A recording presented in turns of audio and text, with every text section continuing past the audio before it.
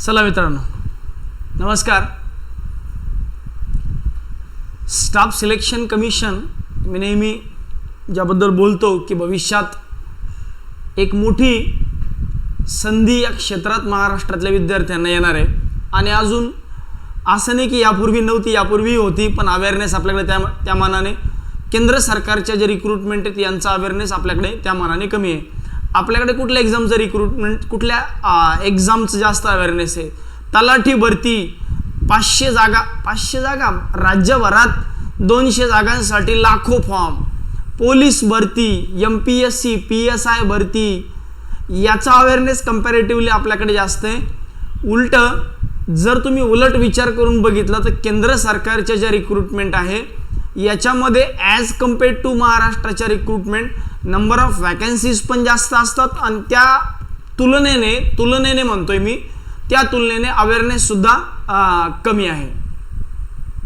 बरं, तर overall competition कमी, नंबर ऑफ वॅकन्सीज जास्त, पण अवेअरनेसची कमतरता याच्यामुळे की आपण आजही जर महाराष्ट्रातल्या एखाद्या विद्यार्थ्याला म्हणलं की बाबा चला बिहारमध्ये एक चांगला जॉब आहे किंवा दिल्लीमध्ये एक चांगला जॉब आहे ज्याला जवळपास 50,000 रुपये पगार आहे, तर पहिल्यांदा आपल्याकडचं विद्यार्थी विचार करताना विचारतो 25 मिळाले तरी चालेल, पण औरंगाबाद किंवा भोकरदन सारख्या ठिकाणी जॉब असावा.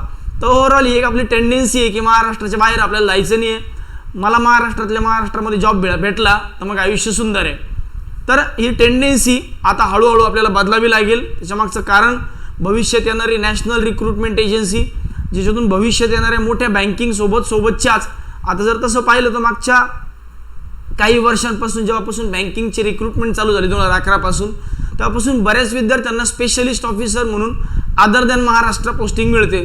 पण मला नाही वाटत की त्यांच्यापैकी फार कोणाची अशी मोठी तक्रार आहे की महाराष्ट्राच्या बाहेर जॉब केलं म्हणजे फारच काही जीवाला धोका आहे किंवा आईवडिलांना सोडून राहिलो म्हणजे फारच मला काय त्रास होतोय किंवा मला त्यांच्याशिवाय करमत नाही, अशातला भाग नाही.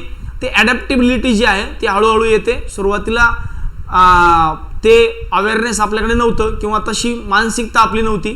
आता हळूहळू ते आपल्या मुलांमध्ये सुद्धा डेव्हलप होते. आपण जे नेहमी म्हणतो की मराठी भाषिक किंवा मराठी मुलांना नोकरी मिळाली पाहिजे, पण मी नेहमी यात थोडासे विरोधात आहे. माझं म्हणणं आहे जर आपल्याकडे कोणी अप्लाय करत असेल तर आपल्या घरात कोणी डोकून पाहत असेल तर आपल्यालाही डोळे आहेत, आपणही दुसऱ्यांच्या घरात डोकून बघावं, आपणही अदर स्टेटमधून अप्लाय करून बघावं, अदर स्टेटला आपणही तयार व्हावं. त्या मानसिकतेने आता आपणही विचार करणं स्टार्ट केलं पाहिजे. ठीक आहे. तर लवकरच नॅशनल रिक्रुटमेंट एजन्सी येणार आहे. त्या NRA मधून staff selection commission, railway recruitment board आणि बँकिंग या तिघांच्याही common preliminary exam NRA conduct करणार आहे. त्यामुळं अजून भविष्यात मोठी अपॉर्च्युनिटी केंद्र सरकारच्या भरतीमध्ये महाराष्ट्राच्या विद्यार्थ्यांना मिळणार आहे. त्यातली आता तुम्ही असं म्हणा की NRA येण्याच्या अगोदर ही एक चांगली जाहिरात, ही एक त्यानंतर यापूर्वी आलेली एक स्टाफ सिलेक्शन कमिशनची CHSLची जाहिरात, या 2 जाहिराती, त्यानंतर IBची इंटेलिजन्स ब्युरोची अजून एक 3 जाहिराती बऱ्यापैकी तुमची नॅशनल रिक्रुटमेंट एजन्सीचा प्लॅटफॉर्म तयार करून घेणार आहे, याच्याबद्दल मला शंका नाही. त्यामुळं याच्यावर आपल्याला जास्तीत जास्त थोडंसं फोकस करणं आवश्यक आहे. स्टाफ सिलेक्शन कमिशनच्या रिक्रुटमेंट या व्हिडिओमध्ये किंवा या सेशनमध्ये मी तुम्हाला एकदम डिटेलमध्ये याच्याबद्दल बोलणार आहे की ओव्हरऑल एक्झाम कशी होते, कशा पद्धतीने होते, बँकिंगच्या मुलांनी अप्लाय करावं का, बँकिंगच्या तयारीसोबत SSCची तयारी होऊ शकते का, सिलेक्शन प्रोसेस काय असते, तर ओव्हरऑल पूर्ण गोष्टी आपण टप्प्याटप्प्याने याच्यामधून बघणार आहे. बघा, सुरुवातीला बघूया की अबाउट SSC CGL नेमकं काय. बघा, स्टाफ सिलेक्शन कमिशन 3 लेअरवर एक्झाम कंडक्ट करतं. एक 10वी बेसिसवर, जिला आपण म्हणतो मल्टीटास्किंग स्टाफची एक्झाम. असे विद्यार्थी जे 12वी पास आहेत यांच्यासाठी असते SSC CHSL. डिसेंबरमध्ये हे नोटिफिकेशन येऊन गेलं आत्ता, म्हणजे रिसेंटली. त्यानंतर आता सध्या आली आहे ग्रॅज्युएशनवाल्यांसाठी ही एक्झाम आहे. बघा, CGL हिचं लॉंग फॉर्म आहे combined graduate level examination. CGLE म्हणून सुद्धा याला ओळखलं येतं. CGLE combined graduate level examination, combined higher secondary level examination या पद्धतीने. म्हणजे ही जी एक्झाम आहे टिपिकली ग्रॅज्युएट झालेल्या कॅन्डिडेटसाठी आहे.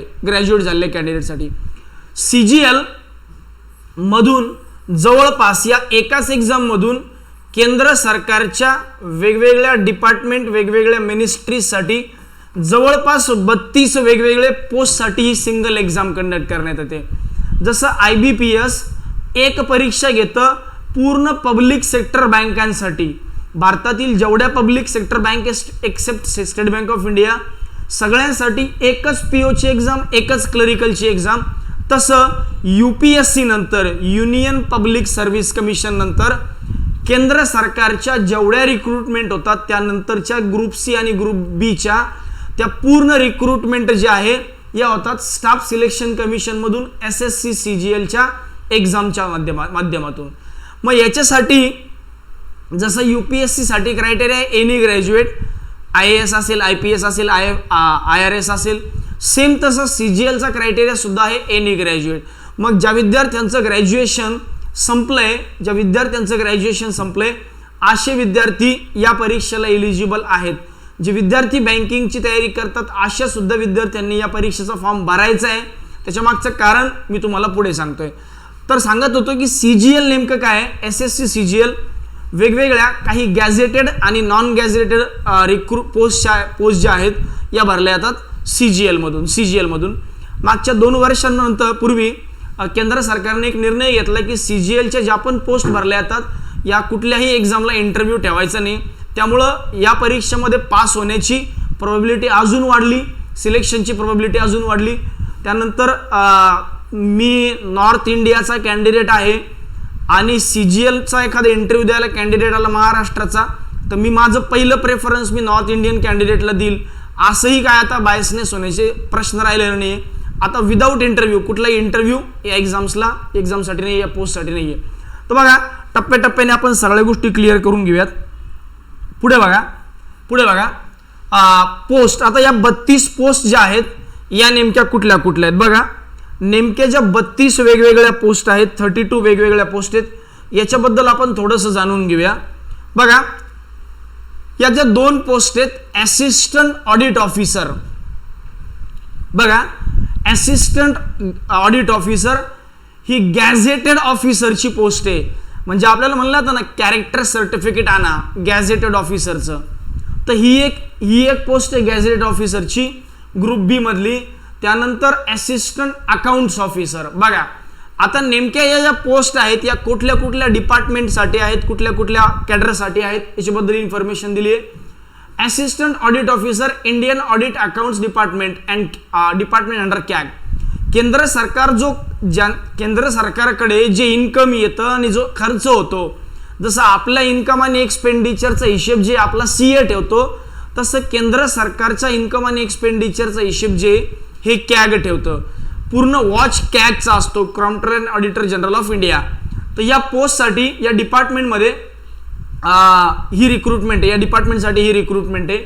सेम यांच्यासाठीच assistant accounts officer gazetted post आहे. गॅझेटेड या 2 पोस्ट ज्या आहेत ते गॅझेटेड पोस्ट आहेत. बाकी मग ओव्हरऑल वेगवेगळ्या डिपार्टमेंटमध्ये असिस्टंट सेक्शन ऑफिसर, मग सेक्रेटरी सर्व्हिसमध्ये, IB मध्ये, त्यानंतर रेल्वेमध्ये. बाकी पोस्ट नेम बघा, पोस्ट नेम तुम्हाला सेम दिसतंय, फक्त मिनिस्ट्रीज किंवा डिपार्टमेंट बदलले. आता इथं एक्सटर्नल अफेअर्समध्ये, त्यानंतर असिस्टंट लेवलची पोस्ट आहे वेगवेगळ्या डिपार्टमेंटमध्ये. CBDT असेल, central board of direct taxes असेल. किंवा ओव्हरऑल सांगण्याचा उद्देश असा आहे की काही पोस्ट आहेत या सेक्शन ऑफिसरच्या आहेत, काही पोस्ट ज्या आहेत या इन्स्पेक्टर कॅडरच्या आहेत, काही पोस्ट ज्या आहेत या सब इन्स्पेक्टर कॅडरच्या आहेत. डिपार्टमेंट म्हणजे मिनिस्ट्रीज बदललेले आहेत, बाकी पोस्ट नेम सगळीकडे ऑलमोस्ट सेम आहे. आता काही लोकांना महाराष्ट्रामध्ये एक टिपिकल, महाराष्ट्रातल्या कॅन्डिडेटमध्ये एक टिपिकल हे की मला खाकी वर्दी पाहिजे, म्हणजे मला सब इन्स्पेक्टर व्हायचंय किंवा PSI व्हायचंय. तर इकडूनही तुम्ही ते होऊ शकता, sub inspector in central bureau of investigation CBI मध्ये रेड मारने को ये लोग जाते हैं. त्यानंतर असिस्टंट एन्फोर्समेंट ऑफिसर ही खूप चांगल्या कॅडरची पोस्ट आहे, डायरेक्टर ऑफ एन्फोर्समेंट डिपार्टमेंट. आता ते आपल्याकडे चाललं होतं ना की याची नोटीस आली, त्याची नोटीस आली, EDची एन्फोर्समेंट डायरेक्टरेट. तर हे डिपार्टमेंट, तर उद्या नोटीस पाठवणाऱ्यामध्येही तुम्ही असू शकता. या पद्धतीच्या या पोस्ट आहेत. बाकी हे झाले ग्रुप बी लेवलच्या पोस्ट आहेत, यात काही ग्रुप सी लेवलच्याही पोस्ट आहेत. असे एकूण 32 वेगवेगळ्या पोस्ट आहेत. बघा, ऑडिटर वेगवेगळ्या ऑफिसेसमध्ये ऑडिटर अकाउंटंटच्या पोस्ट आहेत, याच्यासाठी ह्या ग्रुप सीच्या पोस्ट आहेत. आणि ॲज कम्पेअर टू अशा एकूण 32 वेगवेगळ्या पोस्ट आहेत. 32 वेगवेगळ्या पोस्ट. बघा, सब इन्स्पेक्टर असेल, ही एक चांगली प्रतिष्ठेची पोस्ट म्हणून ओळखली जाते. Sub inspector in central bureau of narcotics. पहिले काय व्हायचं, जेव्हा फॉर्म भरायचा ना तेव्हाच तुम्हाला सांगावं लागायचं की हां मला या पोस्टला प्रेफरन्स पाहिजे. आता कसं आहे, मुलगी असेल, फिमेल कॅन्डिडेट असेल, तर बरेचदा मुलींना वाटतं की नको मला फील्ड जॉब नको आहे, मला ना डेस्क जॉब पाहिजे. मग मुली असतील तर त्यांनी कुठला सेक्शन ऑफिसर असेल किंवा असिस्टंट असेल, अकाउंटंट असेल, अशा टाईपचं जॉबला पहिलं प्रेफरन्स द्यावं. मुलगा असेल, मेल कॅन्डिडेट असेल, तर त्याला काय वाटतं, जाऊ दे ठीक आहे, मजा वाटते राव रेडीबीड करायला, मस्त अशी काही परिस्थिती आली तर एकदम थ्रिलिंग जॉब पाहिजे, वर्दीची एकदम धमक आहे किंवा वर्दी पाहिजे राव, एकदम जरा सोशल स्टेटस चांगलं वाटतं. तर या टाईपचे जे जॉब्स आहेत, या टाईपचे जे जॉब्स आहेत ते मुलं प्रेफर करतात. तर मग यांचा पहिले फॉर्म भरताना प्रेफरन्स द्यावा लागायचा. आता तसं काहीच नाही, आता प्रेफरन्स वगैरे देण्याची गरज नाही. प्रेफरन्स जो आहे हा at the time of document verification online किंवा ऑफलाईन द्यावा लागतो. पहिल्यांदा सुरुवातीला जेव्हा SSC CGLच्या ऑनलाईन एक्झाम व्हायची तेव्हा फॉर्म भरताना सांगावं लागायचं की माझा पहिला प्रेफरन्स या पोस्टला आहे, दुसरा प्रेफरन्स या पोस्टला या पद्धतीने. तर अशा वेगवेगळ्या एकूण 32 पोस्ट आहेत. या 32 पोस्टसाठी ही CGLची जी ही एक्झाम आहे ही कंडक्ट करण्यात येणार आहे. चला पुढे बघा, त्यानंतर या झाल्या पोस्ट. आता याच्या नेमक्या टोटल वॅकन्सीज किती आहेत बघा. थोडंसं आपण मागे जाऊया की ओव्हरऑल स्टाफ सिलेक्शन कमिशनने किती वॅकन्सी मागच्या काही वर्षांमध्ये काढल्या. 2017-18ची CGLची जी ॲड होती याच्यामध्ये एकूण 9,276 पदं भरली गेली पूर्ण भारतातून. 2018-19ची जी ॲडव्हर्टिजमेंट होती त्याच्यातून जवळपास 11,270 म्हणजे जवळपास 11,1500 दरम्यान जागा भरल्या गेल्या. त्यानंतर 19-20च्या ॲडमध्ये जवळपास 85-82 म्हणजे 8,500च्या आसपास जागा भरल्या गेल्या. आता ॲडव्हर्टिजमेंट जेव्हा येते तेव्हा ॲडव्हर्टिजमेंट येण्या अगोदर स्टाफ सिलेक्शन कमिशन ही एक्झाम कंडक्टिंग बॉडी म्हणते की सांगा या मिनिस्ट्रीत किती जागा आहेत, त्या मिनिस्ट्रीत किती जागा आहे, यांना किती जागा आता नगदी भरायच्या आहेत, असा डेटा मागवण्यात येतो. त्यानंतर मग काही लोक सांगतात की नाही आमच्याकडे सध्या डेटा अवेलेबल नाही, तो आम्ही नंतर देऊ. त्यामुळे आज जरी हा आकडा तुम्हाला 6,506 जागांचा दिसत असला तर मी गॅरंटीने सांगतो की या ज्या वॅकन्सीज आहेत या टप्प्याटप्प्याने पुढे डेफिनेटली वाढतील, याची गॅरंटी माझी. कारण नंतर काय होतं, जेव्हा रिक्रुटमेंट पुढची प्रोसेस पुढे चालू होते मग हळूहळू मिनिस्ट्रीज सांगतात की हां आमच्याकडे एवढ्या जागा वाढल्यात किंवा आमच्याकडे एवढ्या जागा आहेत, आमच्या जागा ॲड करून घ्या. मग हळूहळू या वॅकन्सीज वाढतात. ठीक आहे, तर वॅकन्सीबद्दल सध्या विचार करू नका की 6,500 वॅकन्सीज पूर्ण भारतामध्ये, त्या सध्याही भरपूर आहेत आणि अजूनही डेफिनेटली वाढतील, याची गॅरंटी आहे. चला पुढे बघा. आता एलिजिबिलिटीबद्दल जर बोलायचं झालं तर कुठल्या पोस्टसाठी कोण कोण एलिजिबल आहे, कुठल्या पोस्टसाठी कोण कोण एलिजिबल आहे त्याच्यावर आपण थोडंसं जाऊया. बघा एलिजिबिलिटी नेमकं कोण कोण कुठल्या पोस्टसाठी एलिजिबल आहे. बघा एज लिमिटवर पण येऊया नंतर. बघा आता ऑलमोस्ट फक्त 2 पोस्ट जर सोडल्या, एक हे बघा इसेन्शियल क्वालिफिकेशन, लक्ष द्या की कुठल्या पोस्टसाठी कोण कोण एलिजिबल आहे. पहिल्या ज्या 2 पोस्ट सोडल्या, ज्या असिस्टंट सेक्शन ऑफिसर आणि असिस्टंट अकाउंट्स ऑफिसर, यांच्यासाठी क्रायटेरिया जो आहे हा आहे इसेन्शियल क्वालिफिकेशन, म्हणजे हे पाहिजेच. मग इसेन्शियल क्वालिफिकेशन काय आहे, bachelor's degree from a recognised university और इन्स्टिट्यूट. बस हे डिझायरेबल आहे, हे कंपल्सरी नाहीये. असेल तर चालेल, नसेल तर चालेल, कंपल्सरी नाहीये. काय डिझायरेबल क्वालिफिकेशन काय, CA असावं किंवा CS असावं किंवा M.Com असावं, MBA असावं. असलं तर चांगली गोष्ट आहे, नसलं तर काही गरज नाही. MA इन इकॉनॉमिक्स असावं, बिझनेस इकॉनॉमिक्समधून MA झालेला असावं. तर सांगण्याचा उद्देश आहे, जो पहिल्या ज्या 2 पोस्ट आहे त्याच्यासाठी एनी ग्रॅज्युएट हाच क्रायटेरिया आहे. हे असेल तर चांगली गोष्ट आहे. आता हे असेल तर चांगली गोष्ट आहे, हे कोण ठरवणार? यासाठी काही इंटरव्ह्यू नाही आहे, त्यामुळं यांना पहिलं प्रेफरन्स दिलं, असं काही कंपल्सरी नाही आहे. बघा, असलं तर चांगली गोष्ट आहे, नसेल तर चालेल, काही प्रॉब्लेम नाही. तर हा पहिले जे 2 पोस्ट आहेत, असिस्टंट ऑडिट ऑफिसर आणि असिस्टंट अकाउंट्स ऑफिसर, यांच्यासाठी एनी ग्रॅज्युएट असाच क्रायटेरिया तुम्ही सध्या पकडून चाला. त्यानंतर बघा पुढचा, आता ज्युनियर स्टॅटिस्टिकल ऑफिसर नावाची एक पोस्ट आहे त्याच्यामध्ये.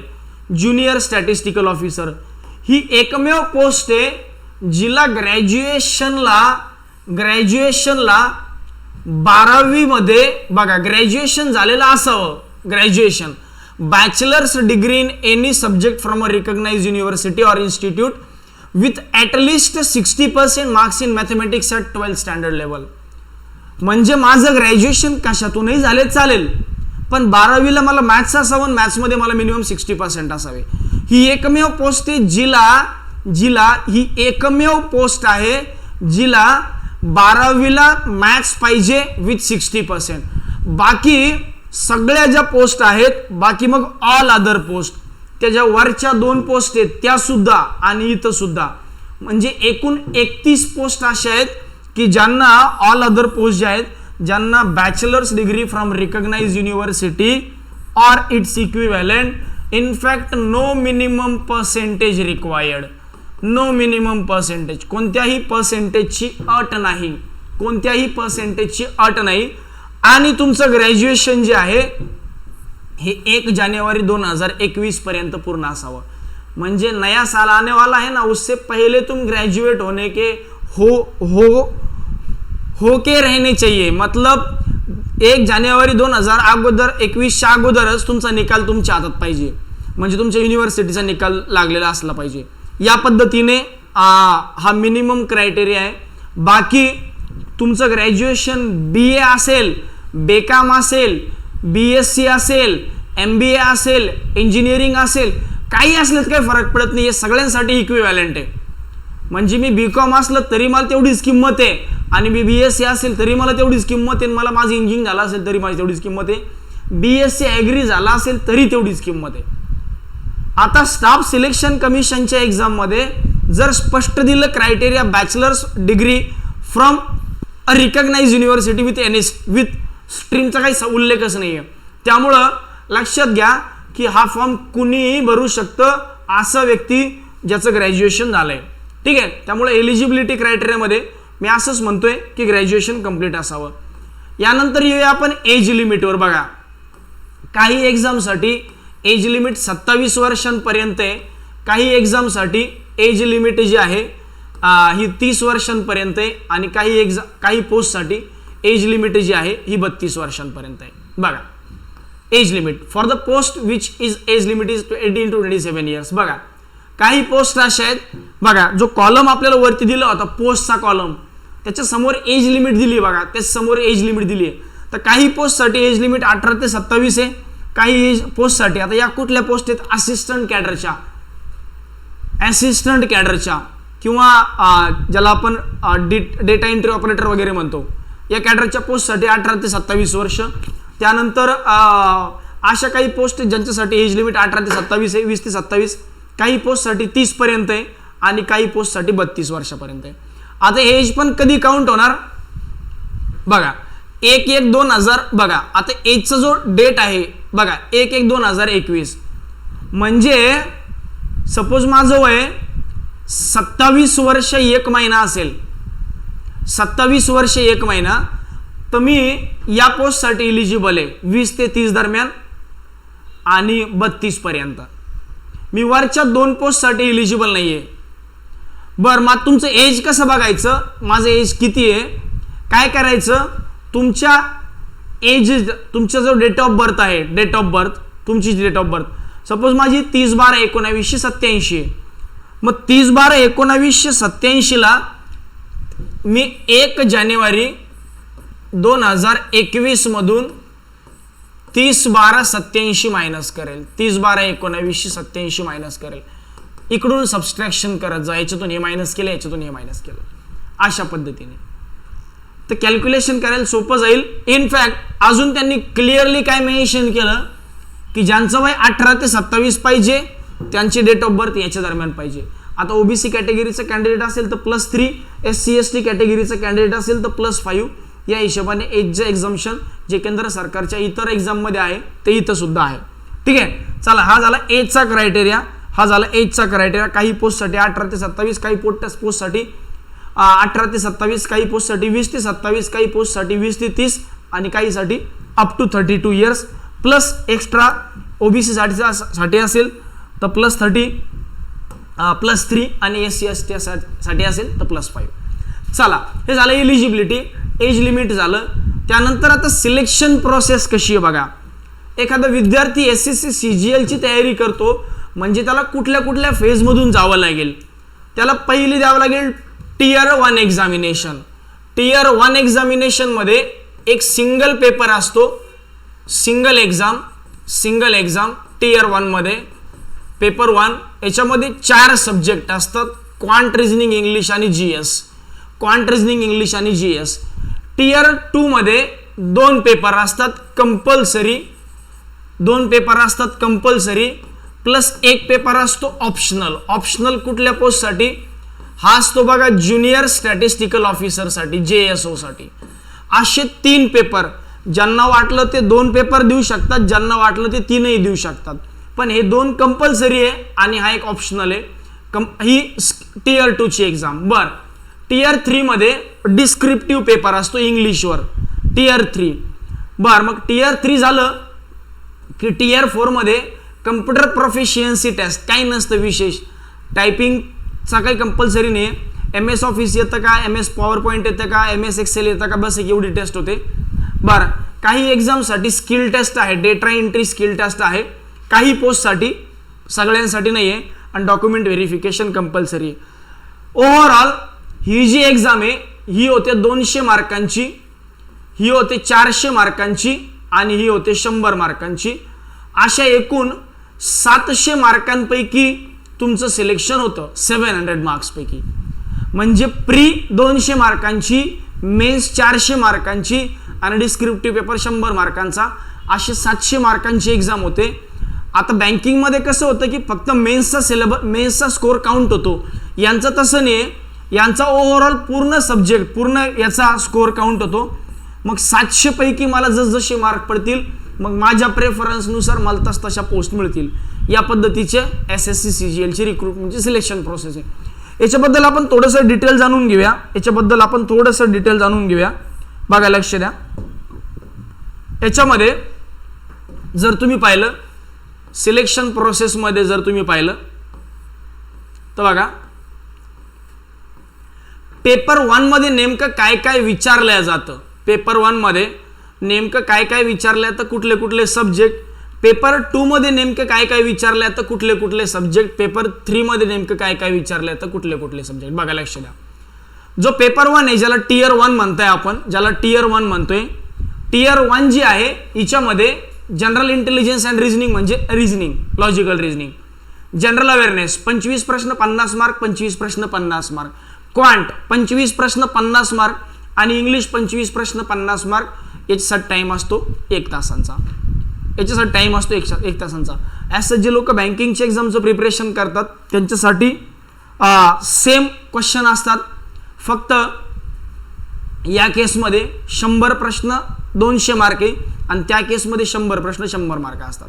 इथं फक्त एक सब्जेक्ट ॲडिशनल वाढला, तो म्हणजे जनरल स्टडी, GS किंवा जनरल अवेअरनेस. बघा, इथं लिहिताना त्यांनी जनरल अवेअरनेस जरी म्हणलं तर थोडाफार हिस्ट्री जिओग्राफीवर प्रश्न विचारले जातात. आता सहज म्हणून सांगतो की बँकिंगची प्री आणि SSCची प्री CGLची याच्यामध्ये काही साम्यता असते का? ऑलमोस्ट 80% परीक्षेचा पॅटर्न सेम असतो. इनफॅक्ट 2 वर्षांपासून स्टाफ सिलेक्शनच्या परीक्षा कंडक्ट करण्याचं काम टाटा कन्सल्टन्सी सर्व्हिसेस म्हणजे TCS करतं. आणि जेव्हापासून एक्झाम TCS कडे आल्या तेव्हापासून SSCचा पेपर पॅटर्न हळूहळू बँकिंगच्या पेपर पॅटर्न कडे झुकत चाललेला आहे. पुढे मी बोलणार आहे या विषयावर. फक्त मी आत्ता काय सांगतोय की लोकांना काय वाटतं की मॅथ्स म्हणजे थिअरम असेल राव, लय भीती वाटते मॅथ्सला, तर मी पहिले खूप दिवसापासून सोडून दिलं होतं. अजिबात काळजी करू नका. मी तुम्हाला एका लेक्चरमध्ये, लाईव्ह लेक्चरमध्ये किंवा व्हिडिओ लेक्चरमध्ये हा बँकिंगचा पेपर आणि हा SSCचा पेपर असं तुम्हाला दाखवणार आहे कम्पेअर करून. हा SSC प्रीचा आणि हा बँकिंग प्रीचा. तुम्ही सांगायचं कुठला पेपर अवघड आहे.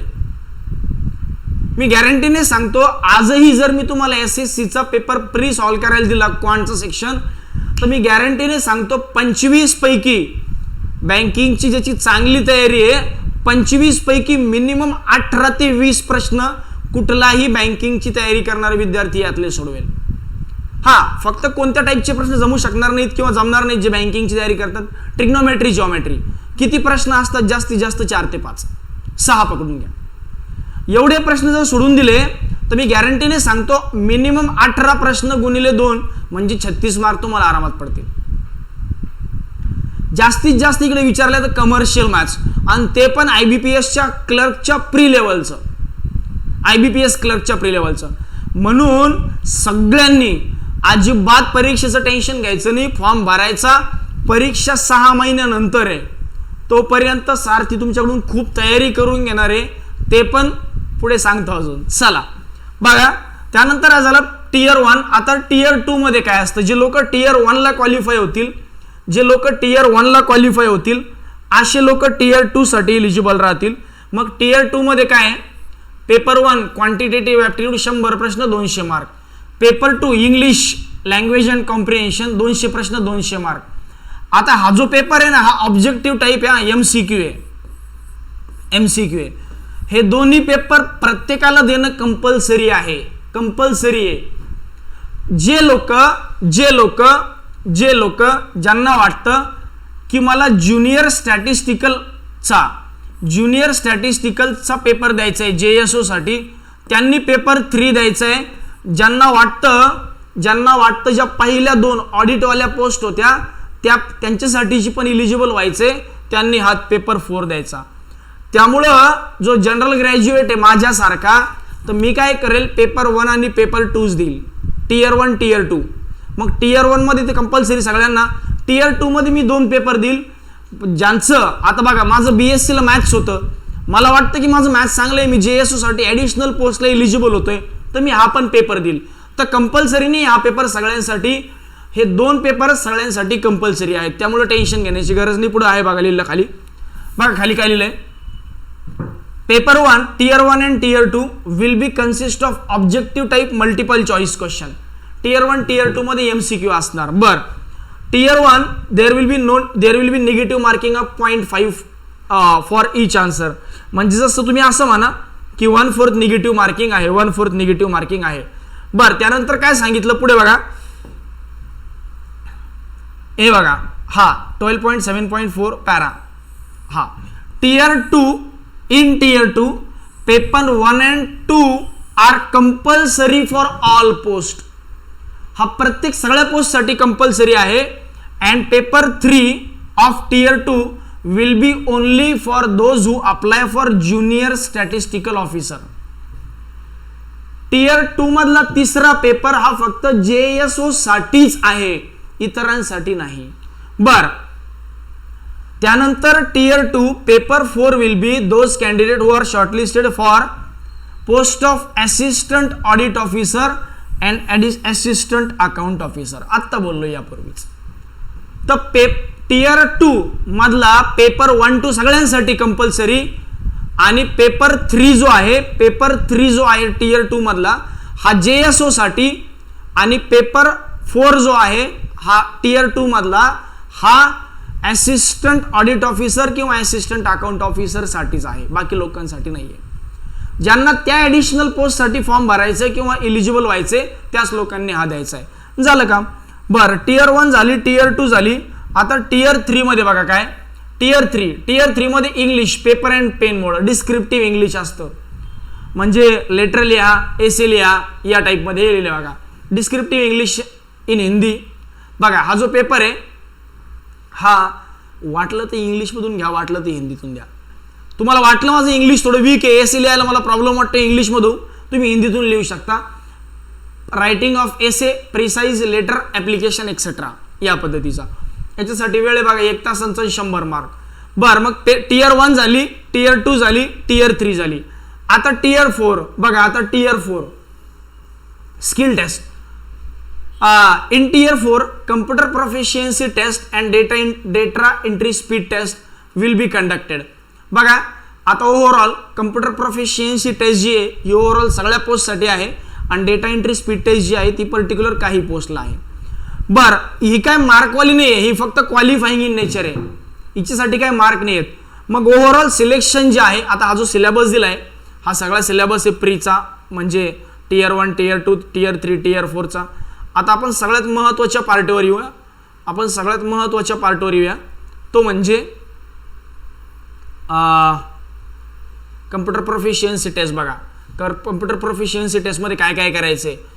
3 मॉड्यूल्स. वर्ड प्रोसेसिंग म्हणजे MS वर्ड आलं पाहिजे, स्प्रेडशीट म्हणजे एक्सेल आलं पाहिजे आणि जनरेशन ऑफ स्लाइड्स म्हणजे PPT बनवता आलं पाहिजे. दॅट्स इट, संपला विषय. चला बाकी स्पीड टेस्ट. आता बघा ॲडमिशन फॉर द एक्झामिनेशन, तो क्लॉज कुठे गेला, ज्या क्लॉजमध्ये दिलं होतं सिलेक्शन प्रोसेस जी आहे, डॉक्युमेंट व्हेरिफिकेशन झालं, ठीक आहे, हे डॉक्युमेंट व्हेरिफिकेशन झालं.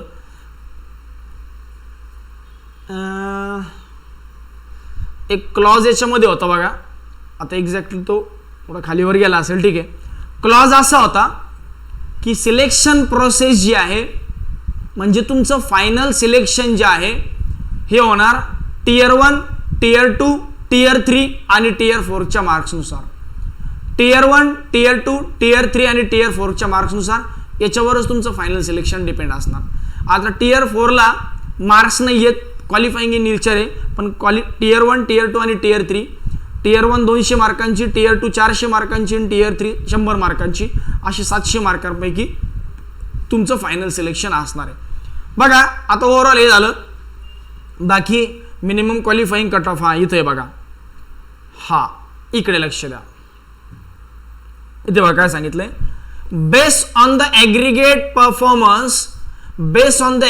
Performance of qualified candidates tier 1, tier 2 and tier 3 examination, candidates will be shortlisted to appear document verification and skill test, that is computer proficiency test and data speed test.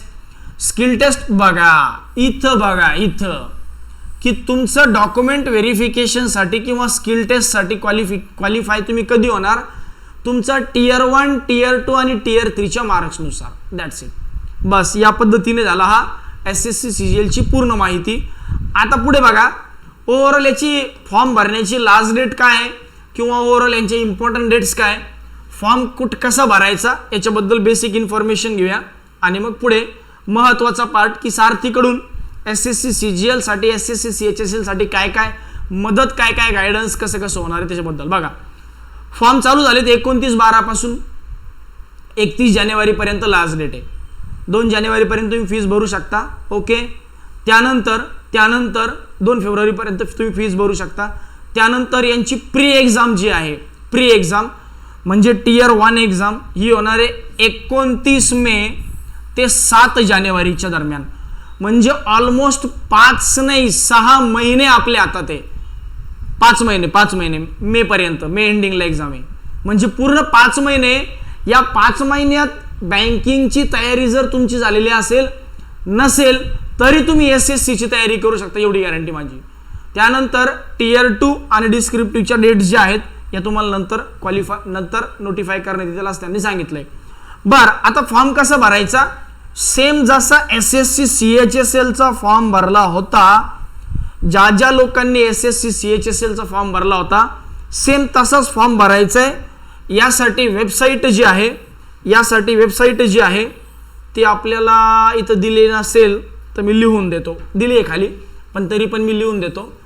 ssc.nic.in www लावावं का, बघा तुमची इच्छा असेल तर लावा, नाही तर द्या सोडून, काय टेन्शन नाही. SSC CHSL असेल, CGL असेल, खूप जास्त प्रमाणात फॉर्म येतात. त्यामुळे मी गॅरंटीने सांगतो 20-22 जानेवारी नंतर तुमचा फॉर्म भरल्या जाणार नाही. सर्व्हर खूप डाऊन असतं, खूप डाऊन असतं सर्व्हर. फॉर्म भरण्यासाठी जनरल आणि ओबीसी कॅटेगरीला 100 रुपयांची फीस आहे. इतरांसाठी SC ST साठी फॉर्म जो आहे हा फ्री आहे. इनफॅक्ट विमेन कॅन्डिडेट असतील त्यांच्यासाठी सुद्धा फॉर्म फ्री आहे. त्यामुळं ईच अँड एव्हरी व्यक्तीने फॉर्म भरावा. औरंगाबाद, अमरावती, नाशिक, पुणे, कोल्हापूर, नांदेड, मुंबई हे सगळे सेंटर्स अवेलेबल आहेत प्री एक्झामसाठी, टियर 1 एक्झामसाठी. त्यामुळं प्रत्येकाने महाराष्ट्रात प्रत्येक तयारी करणाऱ्या विद्यार्थ्याने, स्पर्धा परीक्षेची तयारी करणाऱ्या ईच अँड एव्हरी कॅन्डिडेटने हा फॉर्म भरणं कंपल्सरी समजावं, असा तुम्ही सारथी टीमकडून आदेशच समजा. कारण पुढे नॅशनल रिक्रुटमेंट एजन्सी येणार आहे आणि त्याचा हा डेफिनेटली मोठा प्लॅटफॉर्म तुम्हाला CGL कडून मिळणार आहे. त्यामुळे सगळ्यांनी हा फॉर्म भरायचाच आहे. बघा आता पण मागे येऊया. बघा सिलेक्शन प्रोसेस झाली, एक्झाम पॅटर्न झाला, हाऊ टू अप्लाय झाला. अप्लाय करताना एक सगळ्यात महत्त्वाची गोष्ट, जो फोटो तुम्ही अपलोड करणार आहे त्यावर रिसेंटची डेट जी आहे ही प्रिंट असावी. म्हणजे मी 10 जानेवारीला जर फॉर्म भरणार आहे तर अराउंड मागच्या महिन्याभरातली 15-20 दिवसांची रिसेंटली डेट जी आहे ही त्याच्यावर प्रिंट असावी. अदरवाईज फॉर्म रिजेक्ट होऊ शकतो असं त्यांनी सांगितलेलं आहे, असं त्यांनी सांगितलंय. बाकी फॉर्म भरण्याची जी पद्धत आहे ही ॲज युजल SSC CHSL सारखी आहे. चला आता पुढे काही महत्त्वाच्या गोष्टी. Can I prepare for banking and SSC exam simultaneously? Me banking आणि SSCच्या एक्झामला सायमल्टेनियसली प्रिपेअर करू शकतो का? Yes, you can. तुम्ही करू शकता, बिनधास्त करू शकता. याला मी प्रूव्ह करून दाखवेल. याच्यासाठी एक स्पेशल लेक्चर कंडक्ट करेल. यासाठी मी तुम्हाला सगळ्यात जास्त भीती वाटणारी सब्जेक्ट क्वांट आणि इंग्लिश, यासाठी प्रदीप पाटील सर इंग्लिशचं ॲनालिसिस आणि मी क्वांटचं ॲनालिसिस एक स्पेशल लेक्चर याच्यावर घेणार आहे की हो मी खरंच बँकिंग करता SSC करू शकतो का? पूर्वी नव्हतात करू शकत, पण या मागच्या 1-2 वर्षापासून तुम्ही गॅरंटीने करू शकता. आता ते मी प्रूव्ह कसं करून दाखवेल. मी इकडे एक पेपर डाउनलोड करणार आहे अड्डाचा, बँक POचा प्रीवाला पेपर, आणि मी एक पेपर तुमच्या समोर अजून एक डाउनलोड करणार आहे SSC CGLचा टियर 1चा पेपर. त्यानंतर अजून एक पेपर डाउनलोड करेल SSC CHSLचा आणि अजून एक पेपर डाउनलोड करेल रेल्वेचा NTPCचा, जी सध्या एक्झाम चालू आहे. या 4ही पेपरला मी तुम्हाला कंपेअर करून दाखवेल की या 4ही परीक्षेमध्ये जवळपास 70 ते 80% प्रश्न सेम टू सेम टाईपचे. फरक पडेल फक्त 10-20 टक्क्यामध्ये, 20-30 टक्क्यामध्ये, 30 टक्के पण नाही पडत, मी गॅरंटीने सांगतो. तर ओव्हरऑल सांगण्याचा उद्देश असा आहे, या 4ही एक्झामला तुम्ही सायमल्टेनियसली बिनधास्त प्रिपेअर करू शकता. म्हणजे बँकिंग, रेल्वे आणि SSC तिन्हींसाठी तुम्ही सायमल्टेनियसली प्रिपेअर करू शकता. याच्यात कोणतीही शंका नाही, यात कुठलीही शंका नाही. याच्यासाठी आम्ही स्पेशल लेक्चर कंडक्ट करणार आहोत. आता काही विद्यार्थी असे आहेत की ज्यांना क्लास लावणं शक्य नाही, गायडन्स घेणं शक्य नाही, असे लोक म्हणतात की सर आम्हाला घरबसल्या मटेरियल सांगा, आम्ही घरबसल्या तयारी करण्यासाठी इच्छुक आहोत. तर अशा लोकांनी काय करायचं, राकेश यादव पब्लिकेशन, दिल्ली बेस हे पब्लिकेशन आहे. सोबत अजूनही काही पब्लिकेशन आहे, किरण पण थोडं आउटडेटेड झालं, स्पीडी पब्लिकेशन आहे. पण त्यातल्या त्यात जर तुम्ही राकेश यादव पब्लिकेशनची 7300 क्वेश्चनवाली सिरीज पाहिली ना, तर याच्यामध्ये इंग्लिशचं बुक पण आहे, GSचं पण आहे, मॅथ्सचं पण आहे आणि रिझनिंगचं पण आहे.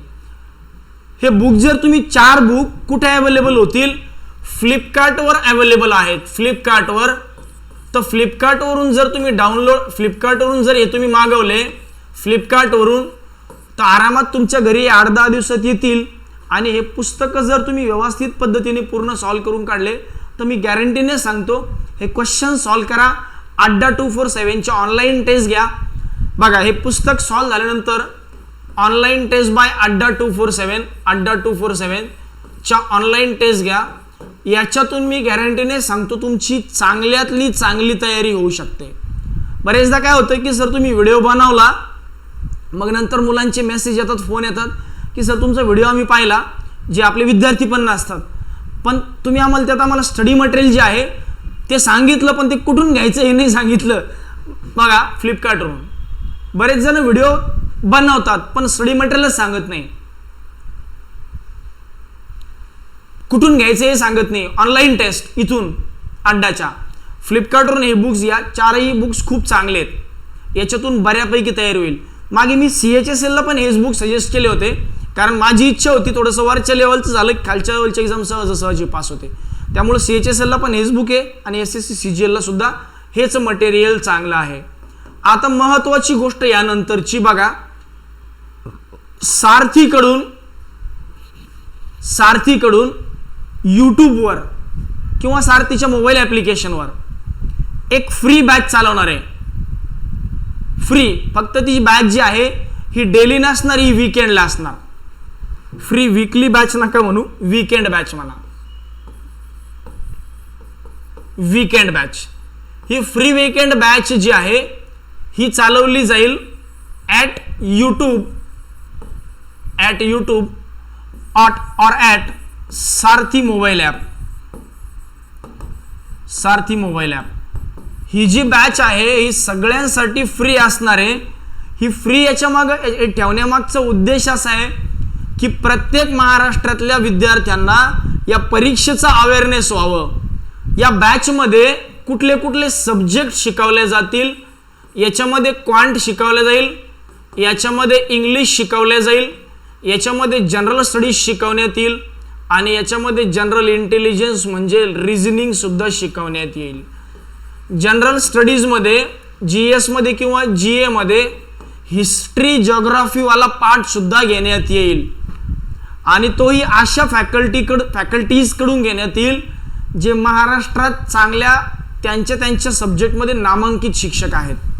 बाकी इंग्लिश असेल, रिझनिंग असेल, क्वांट असेल, हे तिन्ही पार्ट जे आहेत हे सारथीच्या कोर फॅकल्टीजकडूनच, म्हणजे मी असेल, पाटील सर असेल, वराडे सर असतील, हे शिकवणार आहे.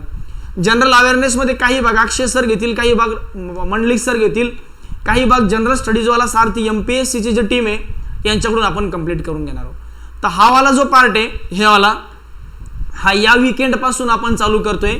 या वीकेंडला एव्हरी वीकेंडला या वीकेंडला शनिवारी किंवा रविवारी आता सध्या कसं आहे, सध्या फॉर्म भरणं चालू आहे, अजून 2 आठवडे आपण जाऊ देऊया, 2 आठवडे.